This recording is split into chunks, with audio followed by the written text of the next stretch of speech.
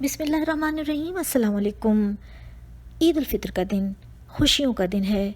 अल्लाह ताला से शुक्रगुजारी का, तशक्कुर का दिन है। रमज़ान के रोज़ों के बाद ये वो मसरत भरा दिन है जिसमें हम अल्लाह ताला का शुक्र अदा करते हैं। इस दिन रोज़ा रखना मना है। आज की ये वीडियो ईद उल फ़ितर के हवाले से है, जिसमें हम मुख्तलिफ़ बातें जान सकेंगे कि किस तरह हमें ईद का दिन गुजारना चाहिए और कौन कौन से अमाल हमें अंजाम देने चाहिए। साथ ही हम वबा जो फैली हुई है पूरी दुनिया में और जिसकी वजह से तमाम मुसलमान, तमाम उम्मत मुस्लिमा घरों में बंद है और बहुत जगह ईद के इज्तिमात भी होते नज़र नहीं आ रहे, तो इस हवाले से भी हम बात करेंगे। तो आइए शुरू करते हैं और जानते हैं कि कौन कौन से अमाल हैं जो हमें इस ईद पर अंजाम देने होंगे और जो हम पर लाजिम है और हमें हर ईद पर अंजाम देने का हुक्म है। सबसे पहले तो ये कि अज़ीज़ भाई बहनों, आप सब जानते हैं कि ईद का आगाज़ जो है वो चांद रात से ही हो जाता है। जब चांद नज़र आ जाता है तो हम पर लाजिम है कि हम तकबीरें जो हैं वो अदा करना शुरू कर दें। और तकबीरों की अदायगी जो है वो करने के लिए हमें जो अल्फाज इस्तेमाल करने होते हैं, अल्लाह की बड़ाई बयान करनी होती है, बुज़ुर्गी और उसकी अज़मत का इजहार करना होता है, वो इन कलमात से है। अल्लाहु अकबर, ला इलाहा इल्लल्लाह, वल्लाहु अकबर वलिल्लाहिल हम्द। ये तमाम तकबीरें जो हैं हम कहते रहें मुसलसल उस वक्त तक जब तक कि ईद की नमाज ना हो जाए। उस वक्त तक ये तकबीरें घर के तमाम अफराद कहें, सब पर लाजिम है कहना। और इस तरह से हम अल्लाह ताला की बुज़ुर्गी का इजहार कर सकते हैं, उसकी अज़मत का इकरार कर सकते हैं, तशक्कुर का इजहार कर सकते हैं।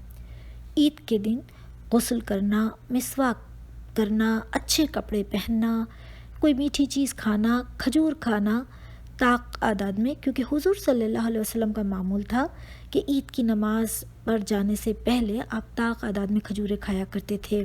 ताक आदाद से मुराद है 1, 3 या 5 खजूरें। तो ये जो है ये सुन्नत है। इसके अलावा जब हम ईदगाह की तरफ जा रहे हों तो रास्ता एक इख्तियार करें जाने का और वापसी का दूसरा इख्तियार करें। तो ईदगाह जाने के लिए और आने के लिए अलग अलग मुतबादिल रास्ते जो हैं वो इख्तियार करना भी ज़रूरी है। इसके अलावा यहाँ पर मैं एक बात और बता दूँ कि ईद की नमाज से क़ब्ल सदका फ़ितर अदा करना बहुत ज़रूरी है।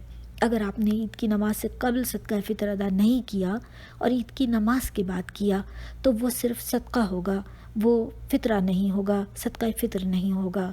कम अज़ कम ईद से 2 दिन पहले ये अदा कर देना चाहिए। ये सब पर फ़र्ज़ है, हर छोटे बड़े मुसलमान मर्द औरत सब पर फ़र्ज़ है। और घर का सरबराह अगर इसकी अदायगी कर देगा तो ये सब की तरफ से अदा हो जाएगा। अनाज इसमें देना चाहिए, लेकिन अगर कोई अनाज ना देना चाहे तो उसके बदले उतनी ही रकम जो है वो अदा कर सकता है। और ये इसलिए है ताकि गरीब भी ईद की खुशियों में शरीक हो जाए, वो भी उस दिन अच्छी तरह खा पी ले और अच्छा दिन ईद का गुजार ले।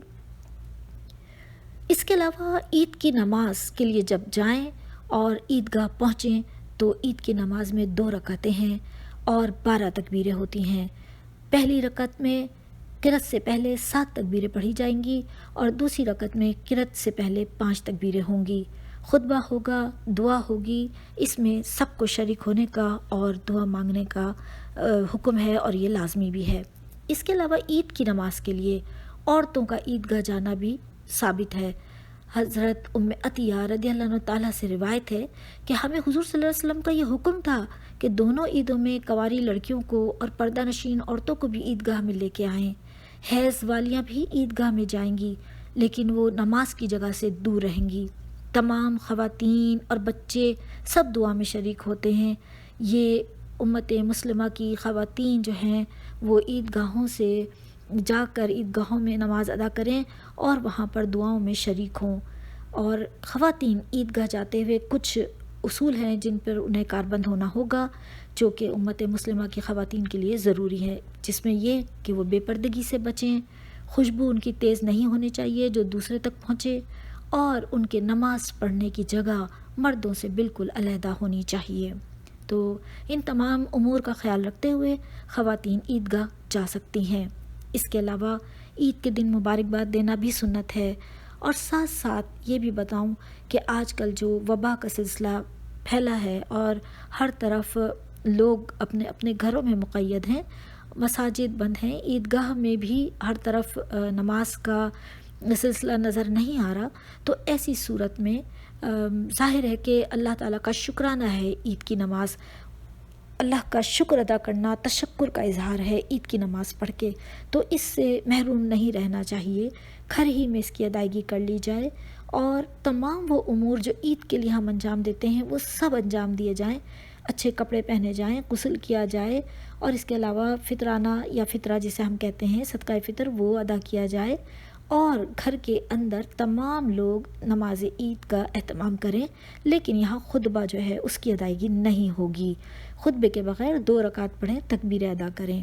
تو اس کے علاوہ یہ بھی کہ جب چاند رات ہو جائے تو تکبیریں کہتے رہیں گھر میں، تو یہ تمام امور جو ہیں وہ انجام دیں، دعا مانگیں اور ایک دوسرے کو مبارکباد دیں، اسی طرح عید کی تمام سنتیں ادا ہو جائیں گی۔ تو میری دعا ہے کہ اللہ تعالیٰ یہ عید اور آنے والی تمام عیدیں تمام امت مسلمہ کے لیے بہت زیادہ خوبصورت بنائیں، اور اللہ تعالیٰ کی رحمتیں سب مسلمانوں پر ہمیشہ ہمیشہ سایہ فگن رہیں۔ اللہ حافظ، اللہ نگہبان، فی امان اللہ۔